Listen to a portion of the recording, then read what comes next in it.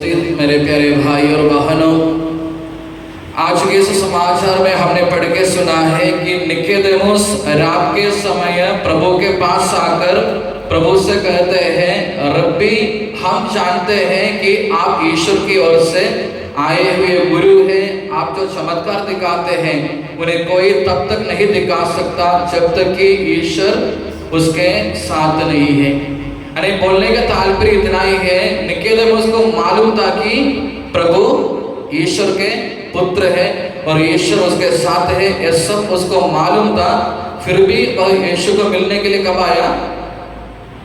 रात के समय आया, दिन के समय नहीं आया। अरे निकोदेमुस यीशु पर विश्वास रखते थे, लेकिन वह यीशु को मिलने के लिए रात के समय आया। यानी वह अपने विश्वास को दूसरों के सामने दिखाना नहीं चाहते थे, और दूसरे शब्दों से बोल सकते हैं कि वह लोगों से डरते थे कि अगर मैं कहे मैं ईश्वर पर विश्वास करता हूं तो लोग मेरे बारे में क्या कहेंगे। यानी निकोदेमुस डरते थे, लोगों के बारे में सोचते थे, यानी लोग मेरे बारे में क्या कहेंगे। अगर मैं यीशु के पास दिन में जाए, नहीं तो मैं यीशु की घोषणा करें, यीशु को अपने जिंदगी में प्रकट करें, तो निकोदेमुस डरते थे कि लोग मेरे बारे में क्या कहें।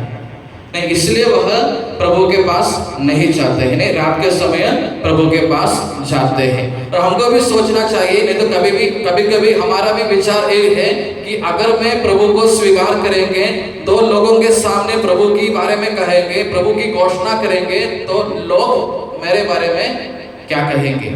यानी हम लोगों से डरते हैं, लोग हमसे हमारे बारे में क्या कहते हैं, इसलिए हम पीछे हटते हैं कि प्रभु की घोषणा करने के लिए, प्रभु के बारे में दूसरों को बताने के लिए हम इसलिए पीछे करते हैं कि हम लोगों से डरते हैं। नहीं तो हम सोचते हैं कि लोग हमारे बारे में क्या कहेंगे। और हमको मालूम है, निकोदेमुस बोलते हैं, आप जो चमत्कार करते हैं वह ऐसा व्यक्ति ही कर सकते हैं कि जिसके साथ ईश्वर है। निकोदेमुस को बराबर मालूम था कि प्रभु के साथ, ईसा के साथ पवित्र आत्मा है, नहीं तो ईश्वर की आत्मा है। हमको भी यही जानकारी होना चाहिए कि हमारे जिंदगी में भी, नहीं तो हमारे जिंदगी के हर क्षण हर पल हमारे साथ कौन रहता है? ईश्वर रहता है। हम जो भी कार्य करें तो सभी कार्यों को देखते हुए, सभी कार्यों को आशीर्वाद देते हुए प्रभु हमारे साथ है।